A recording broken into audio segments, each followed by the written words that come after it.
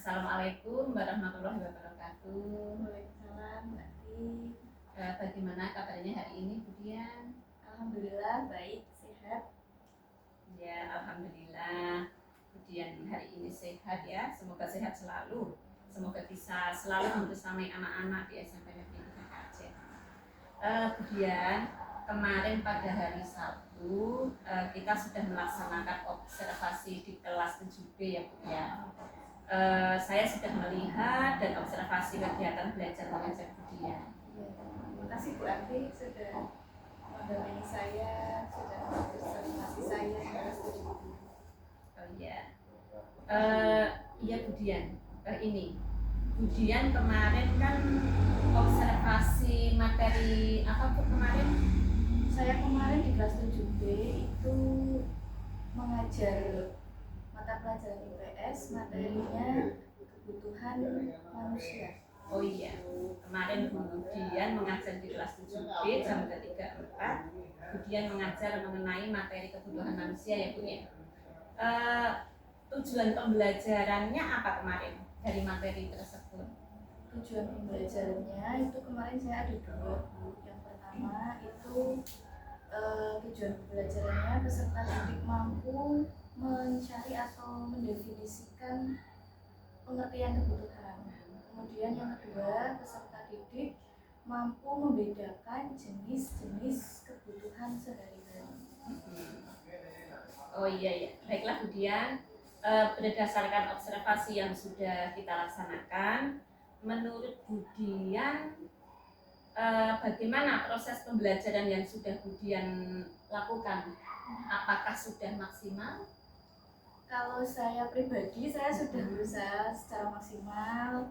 Dalam kelas saya sudah menerapkan metode pembelajaran berkelompok, berdiskusi. Medianya, untuk medianya saya menggunakan media gambar.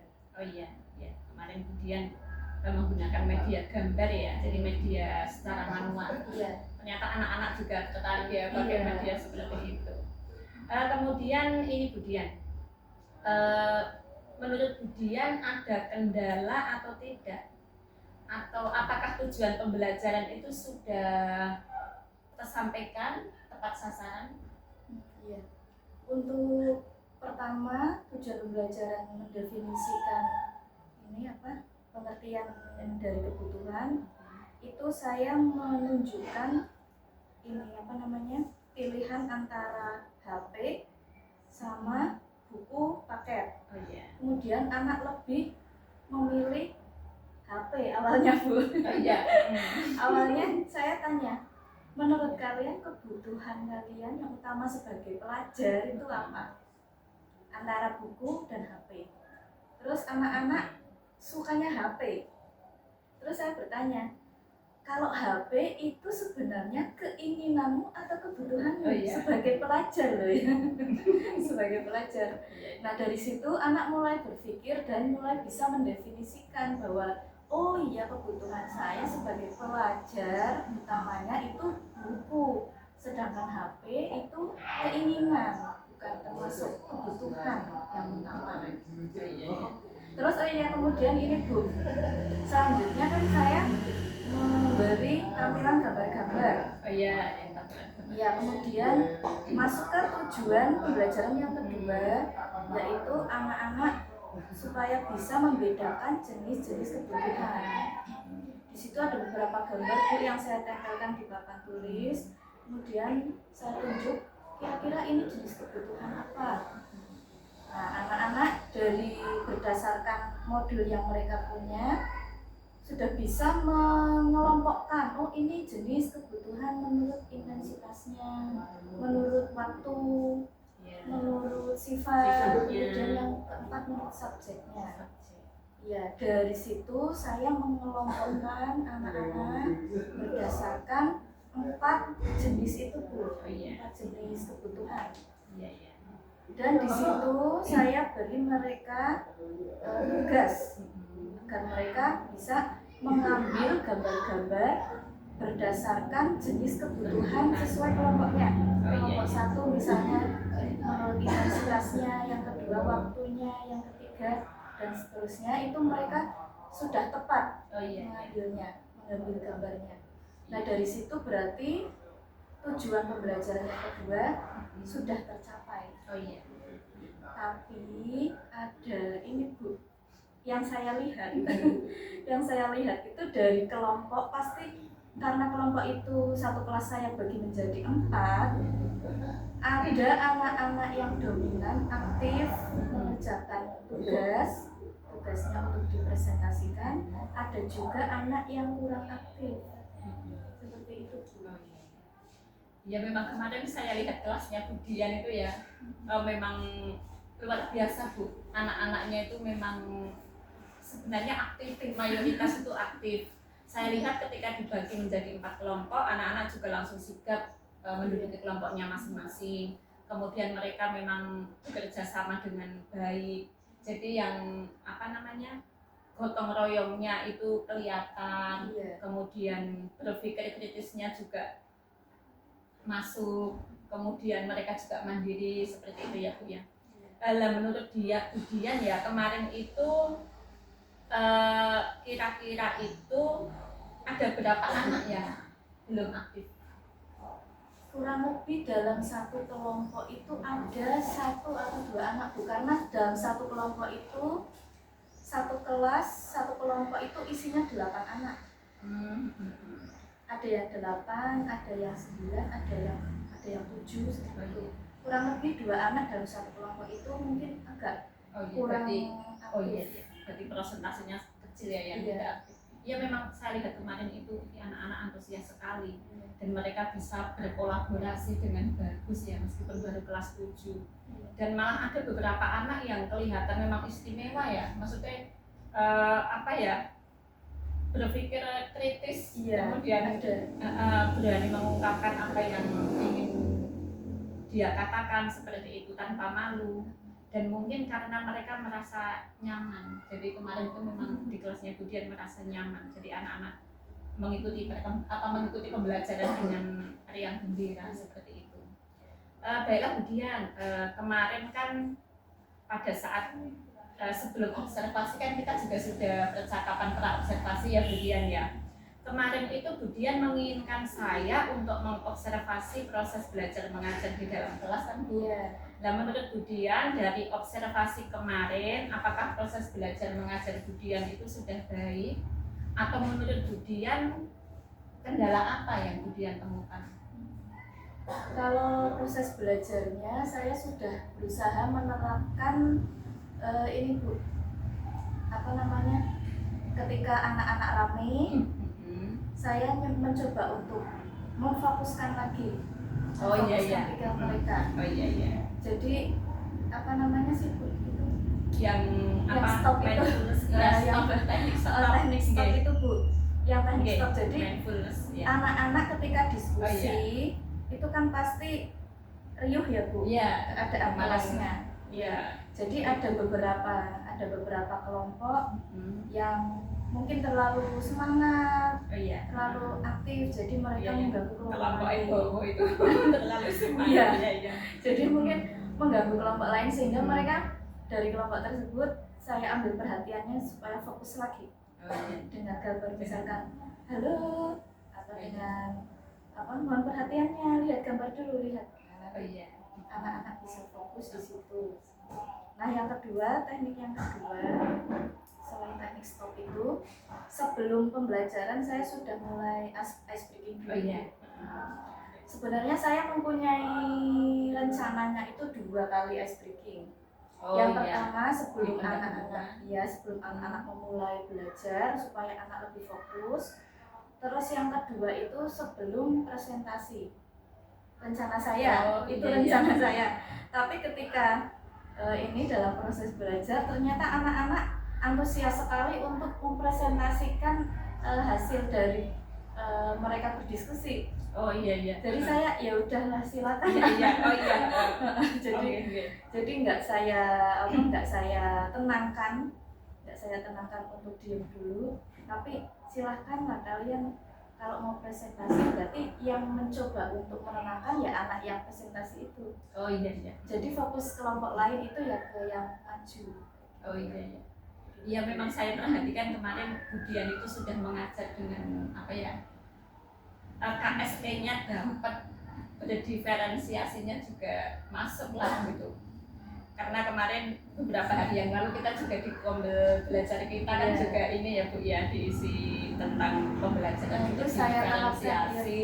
Saya terapkan Langsung diterapkan bagaimana KSE itu kayak apa gitu ya. Nah, kemarin efeknya itu Bu. Iya, efeknya alhamdulillah ada kebaikan.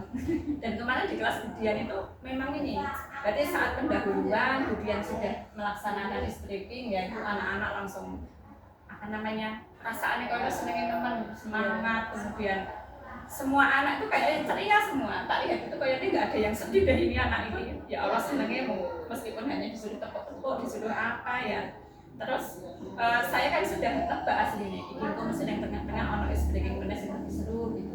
Tapi kan terus kita kemarinnya terus diskusi ya, terus diskusi saja juga sudah asik seperti itu, sehingga mungkin betul kata Budian tadi, berarti kayaknya rasa is breakingnya bocah wis happy, anak-anak sudah apa ya, perasaannya kayaknya ya seneng, ora do ngantuk, kemudian juga tidak merasa bosan ya. Kemarin anak-anak memang antusias, apalagi mungkin memang alat peraga yang Budian gunakan juga cukup menarik ya. Kemudian apa ya, peralatan yang untuk diskusi juga menarik juga buat mereka, sehingga pokoknya kok anak-anak nggak ada yang gelengin atau nggak ada yang tidak fokus ya. Jadi itu ya alhamdulillah. Okay. Tapi mungkin misalnya kok tetap dikasih ice breaking lagi ya nggak apa-apa sih sebenarnya. Cuma kayaknya sudah kondisi seperti kemarin ya, mungkin ya kayaknya kok tidak perlu gitu ya, mungkin menurut Budi ya.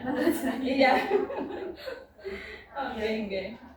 Kemudian Bu, dalam pembelajaran Budian kemarin itu bagaimana sih Budian, sistem penilaiannya Budian seperti apa? Ya, sistem penilaiannya saya itu gini Bu. Jadi kan anak-anak di situ ada berdiskusi kelompok.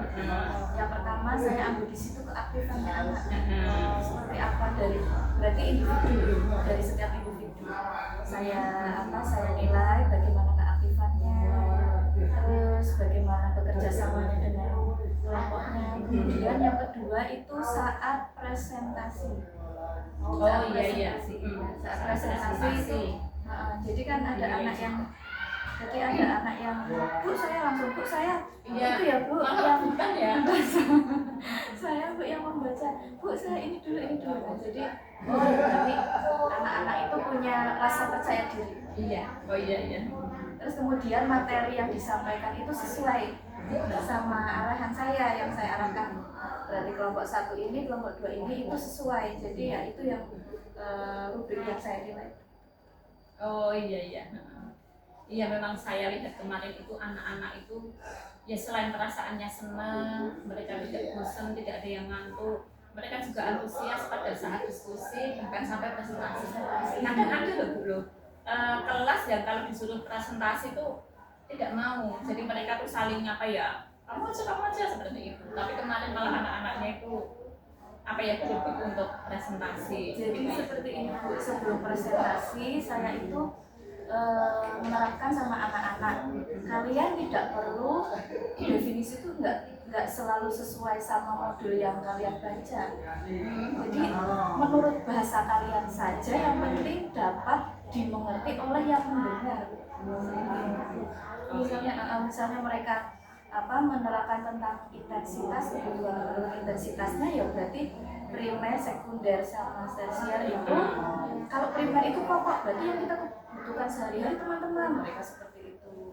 Yang benar-benar kita butuh buat hidup kayak gitu kan anak-anak itu. Iya. Terus yang kelompok 2 itu kan kebutuhan sekarang dan yang akan datang. Yang sekarang contohnya operasi, kalau nggak operasi sekarang gimana coba kita bisa hidup?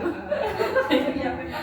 Senang sekali kemarin. Orang kalau lagi sakit butuh dioperasi, kalau nggak dioperasi sekarang gimana? Iya gitu kan. Jadi anak-anak itu masuk kebutuhan sekarang itu yang mendesak harus sekarang, nggak boleh ditunda-tunda. Oh iya. Baiklah Budian, memang seru sekali kemarin. Begini Budian, kemarin itu memang saya lihat Budian kan sudah mengajar di kelas dengan cukup baik ya. Jadi Budian juga sudah di situ profil pelajar Pancasilanya juga kelihatan sekali. Jadi kegiatan pembelajarannya itu anak-anak berpikir kritis, mandiri, gotong royong itu juga kelihatan sekali. Bahkan ketika presentasi pun anak-anak juga tampil percaya diri ya. Begini Budian, menurut Budian, kemarin si Budian sudah menggunakan media yang cukup menarik sih buat anak gitu. Tetapi Budian ini enggak, mungkin nanti pada pembelajaran berikutnya Budian berpikir tidak menggunakan metode yang mungkin berbasis pada IT seperti itu. Nah itu Bu, bagaimana? saya juga Ada rencana itu apa tidak? Ya sempat saya itu ini Bu, ingin membandingkan sebenarnya. Untuk yang ini pembelajaran di materi ini saya kan gunakan gambar, maksudnya barang-barang real seperti itulah, misalnya gambar, terus anak-anak maju mengambil gambar, mengambil gunting, mengambil nomor berapa kelompoknya, terus sesuai, pokoknya anak itu aktif bergerak pada pembelajaran yang kemarin itu. Nah saya juga berpikir untuk menerapkan pembelajaran berbasis IT itu untuk pembelajaran berikutnya supaya ada variasi gitu. Oh iya. Sempat kepikiran pengen seperti itu juga. Nanti pembelajaran berikutnya akan menggunakan mungkin video-video. Oh iya. Karena pembelajaran berikutnya itu kan faktor-faktor yang mempengaruhi. Ya, jadi nanti insya Allah saya persiapkan video-video supaya anak bisa melihat videonya, kemudian berarti faktor yang mempengaruhi dari video itu bisa anak bisa berpikir kritis. Iya. Apa saja. Iya. Karena memang begini Budian, kita tuh sebagai guru itu kan harus selain berpihak pada murid, kita juga harus mengikuti perkembangan zaman. Jadi misalnya saat ini memang anak-anak itu sudah erat kaitannya dengan gadget ya, jadi tidak masalah misalnya sesekali anak-anak diajak belajar dengan menggunakan gadget. Iya, makanya bahkan di sekolah kita kan memang sebenarnya dilarang membawa HP, tapi kan ada kalanya anak boleh membawa HP apabila hari itu ada guru yang memang ada kegiatan dengan HP, jadi tidak masalah. Karena kita sebagai guru harus mengikuti perkembangan zaman dan anak-anak harus kita perkenalkan, malah justru harus diperkenalkan dengan itu. Jadi jangan nggak boleh main HP, nggak boleh pakai HP, nggak boleh main HP. Memang HP itu ada beberapa dampak negatif, tetapi juga ada dampak positifnya.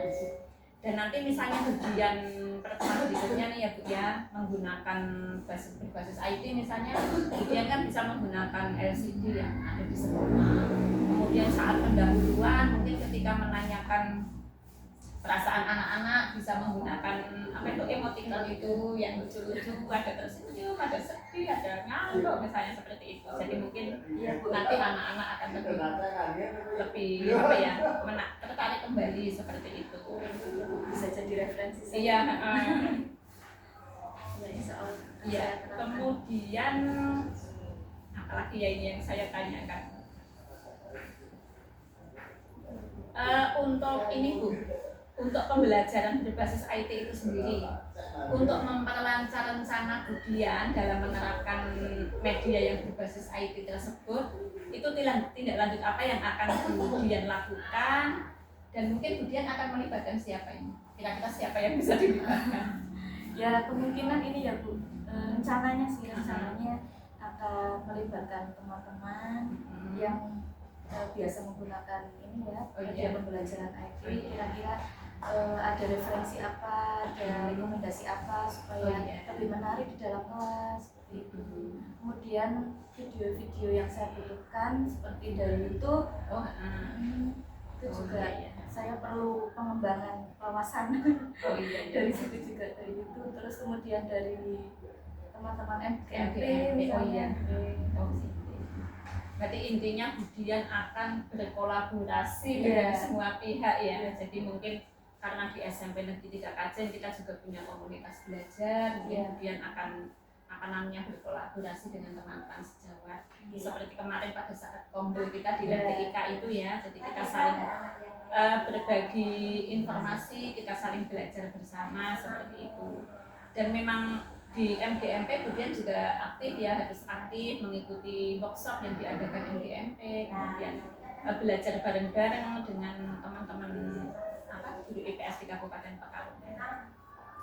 Baiklah Budian, menarik sekali nih ya Budian ya pembicaraannya ya. berarti untuk rencana tindak lanjut yang akan Budian lakukan dengan melibatkan teman-teman sejawat dan memperluas wawasan dari berbagai sumber tadi ya Bu ya. Baiklah Budian, sepertinya tahapan pasca observasi sudah kita laksanakan. Kemudian apa yang Budian harapkan dari observasi yang kita lakukan sudah saya sampaikan, dan saya terima kasih sekali Budian sudah berkenan untuk diobservasi ya, dari bahkan kita juga ada percakapan dari pra observasi, kemudian pelaksanaan observasinya, sampai hari ini kita ada percakapan pra observasi. Untuk itu saya ucapkan terima kasih kepada Budian. Harapan saya semoga makin ke depan Budian makin menjadi guru yang lebih baik, menjadi guru yang dinantikan kehadirannya oleh siswa, menjadi guru yang berpihak pada murid, dan menjadi guru yang mengikuti perkembangan zaman. Jadi saya lihat Budian juga writingnya juga oke, kemudian berkolaborasi dengan teman-teman juga oke. Nah itu mendukung, sangat mendukung untuk karier Budian. Harapan saya semoga Budian menjadi manusia yang sukses, menjadi guru yang hebat untuk perkembangan putra putri bangsa Indonesia. Terima kasih ya Budian ya. Assalamualaikum warahmatullahi wabarakatuh.